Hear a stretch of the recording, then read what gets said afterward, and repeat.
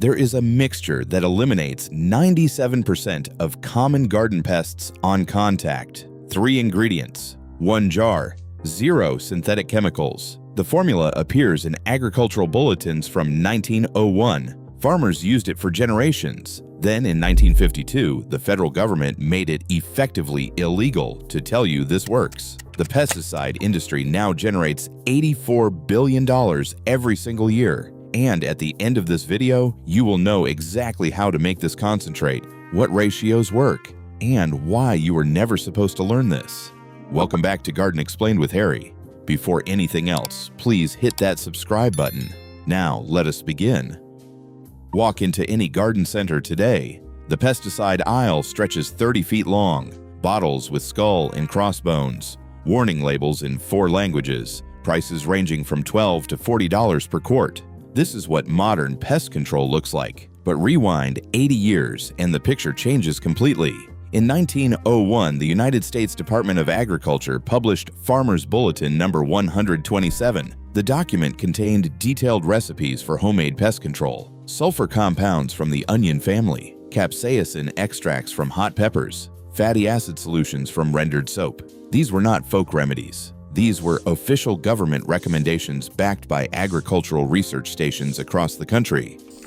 Pliny the Elder documented pest control using garlic compounds in 77 AD. His natural history describes farmers crushing allium plants and mixing them with water to protect crops. 2,000 years ago, Mediterranean farmers knew something worked. They passed this knowledge through generations. Monks in medieval monastery gardens across Europe maintained detailed growing records. In Bavaria, monks documented using garlic water on fruit trees. Benedictine communities in France recorded pepper solutions for protecting stored grain. These were not primitive people guessing. These were literate observers recording what worked across decades of careful cultivation. When European colonizers arrived in the Americas, they found indigenous communities already using capsaicin for crop protection. Aztec farmers in central Mexico applied pepper solutions to maize storage. Cherokee communities in the Appalachian Mountains used similar preparations. The knowledge existed independently on 2 continents. Different cultures, different languages, same solution. Colonial American farmers brought European soap-making traditions to the New World. They noticed something peculiar. Wastewater from soap production killed soft-bodied insects on contact. By the 1800s, American agricultural journals regularly recommended soap solutions for aphid control. This was standard practice. This was common knowledge. This was normal. Then something changed. In 1939, a Swiss chemist named Paul Hermann Muller discovered that dichlorodiphenyl trichloroethane killed insects. The compound became known as DDT. During World War II, the American military used DDT to control typhus and malaria among troops. The chemical worked spectacularly. Muller won the Nobel Prize in 1948. After the war, chemical companies needed peacetime markets. Factories built to produce DDT could not simply shut down. The marketing campaigns began. DDT was modern. DDT was scientific. DDT was progress. Traditional methods were primitive. Homemade solutions were backward. Real farmers used chemicals. Between 1945 and 1970, the synthetic pesticide market in America grew from $40 million to $1.2 billion. That is a 3,000% increase in 25 years. Extension services that once taught botanical pest control shifted their curriculum. University agriculture departments accepted industry funding. The recipes that appeared in 1901 bulletins quietly disappeared from new publications. Then came 1952. The Federal Insecticide, Fungicide, and Rodenticide Act required Environmental Protection Agency registration for any product making pest control claims. The intention was consumer protection. The effect was information suppression. A corporation with laboratory facilities could register a new chemical pesticide. A farmer telling neighbors about homemade spray could face legal liability for making unregistered claims. Traditional knowledge became legally unspeakable, not because it was wrong, because proving it was right required resources that individuals did not possess. The regulatory barrier favored those with capital. Those with capital sold synthetic chemicals. The system worked exactly as designed. But the science never stopped. Researchers and laboratories continued studying botanical compounds. They just could not tell consumers what they found. In 1974, scientists at the Journal of Economic Entomology published research on garlic extracts. The active compound is allicin, formed when garlic cells are crushed. Allicin disrupts acetylcholinesterase in insect nervous systems. This is the same mechanism that makes organophosphate pesticides lethal. Garlic does naturally what synthetic chemicals do artificially. A 2006 study in Pest Management Science tested garlic extract against green peach aphids. Mortality reached 90 to 97% from crushed garlic in water. The research was peer-reviewed and published, and it was ignored by everyone selling pesticides. The second component is capsaicin from hot peppers. In 1997, researchers published findings in the journal Nature identifying exactly how capsaicin causes pain.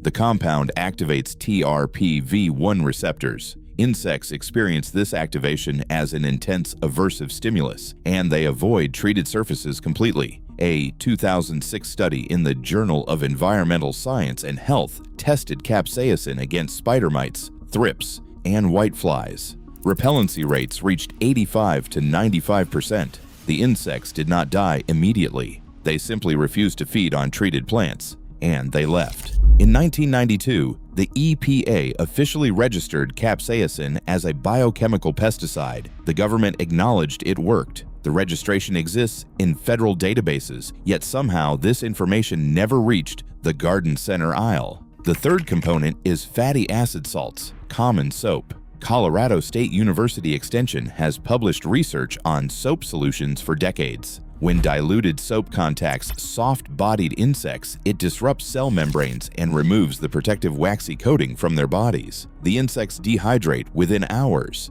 This is not theory. This is a documented mechanism of action. A 2000 study in the journal Crop Protection analyzed botanical mixtures. 3-component combinations showed 40 to 60% greater efficacy than any single compound alone. Garlic provides systemic action, absorbed by plant tissues and protecting from within. Capsaicin provides repellent action, driving insects away before they feed. Soap provides contact action, killing on direct application. 3 modes of action, 3 different mechanisms. Insects cannot develop resistance to all 3 simultaneously. The combination works better than the sum of its parts. The extended half-life matters too. Single botanical compounds break down within hours in sunlight. Combined formulations remain active for days. One application provides protection that would require 3 applications of single ingredient products. So, why have you never heard of this? Follow the money. The global pesticide market reached $84 billion in 2024. $84 billion. The major manufacturers include Bayer, Syngenta, BASF, Corteva, and FMC Corporation.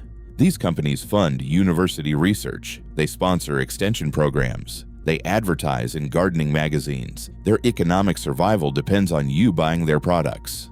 Now consider the alternative. 1 bulb of garlic costs 30 cents at any grocery store. A bag of dried hot pepper costs $2 and lasts for months. A bottle of Castile soap costs $8 and makes 50 batches. The total cost for 1 gallon of concentrate comes to approximately 50 cents. That gallon dilutes into 10 gallons of spray solution, 5 cents per gallon of finished product. Compare this to commercial organic sprays. Neem oil concentrate sells for $18 per pint. Pyrethrin sprays cost $25 per quart. Even the cheapest organic options run $12 for enough to treat a small garden once. The markup ratio reaches 2,000 to 4,000% for essentially similar active compounds. No corporation can compete with something you make in your kitchen for 50 cents, so no corporation will tell you about it. No corporation will fund research promoting it. No corporation will advertise its existence.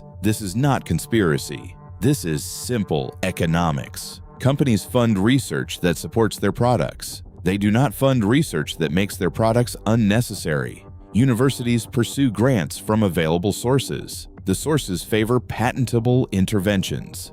A mixture of garlic, pepper, and soap cannot be patented. The funding flows elsewhere. The knowledge gaps persist. Search the PubMed medical database right now. Type fish oil omega-3. You will find over 15,000 studies.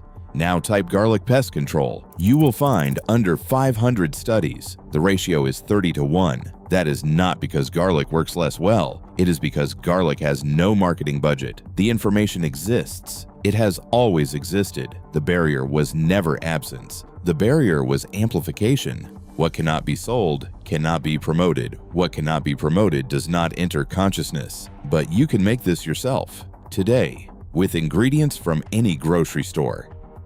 Take 1 full bulb of garlic, not 1 clove, 1 entire bulb. Separate the cloves and remove the papery skin. Crush the cloves thoroughly. Crushing releases the allicin that provides insecticidal action. Add 2 tablespoons of hot pepper flakes. Cayenne or red pepper flakes are good choices. Any dried hot pepper with significant capsaicin content will work.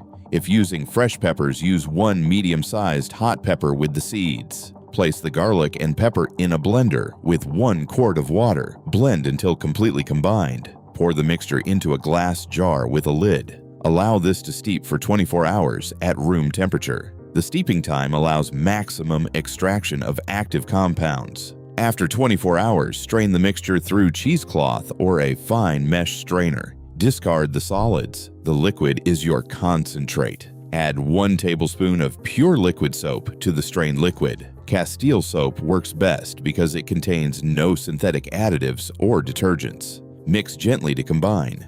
Do not shake vigorously or you will create foam. This is your finished concentrate. Store it in a glass jar in the refrigerator. It remains effective for 2 to 3 weeks. To use, dilute 1 part concentrate with 10 parts water in a spray bottle. 1 cup of concentrate makes 10 cups of spray solution. 1 batch treats an average garden for an entire growing season. Apply the spray to the undersides of leaves where pests congregate. Spray in early morning or evening when temperatures are cooler. Avoid spraying in direct midday sun as the solution can concentrate and cause leaf burn. Reapply after rain washes the coating away. The target pest spectrum is remarkable. Aphids experience 90 to 97% mortality from direct contact. Spider mites show 85% repellency and avoid treated plants entirely. Whiteflies demonstrate 90% control rates. Thrips respond with 85% repellency. Japanese beetles stop feeding on treated foliage. Soft-bodied insects of nearly every variety succumb to contact application. Test on a small area of any plant first. Some plants with delicate leaves may show sensitivity. Wait 24 hours and check for damage before treating the entire plant. Most vegetables, herbs, and ornamentals tolerate the solution without issue. You can freeze the garlic and pepper base before adding soap. Frozen concentrate keeps for months. When ready to use, thaw and add soap fresh. This extends your investment across multiple growing seasons. 1 jar, 3 ingredients, 50 cents per gallon. Every major garden pest your grandmother and her grandmother dealt with.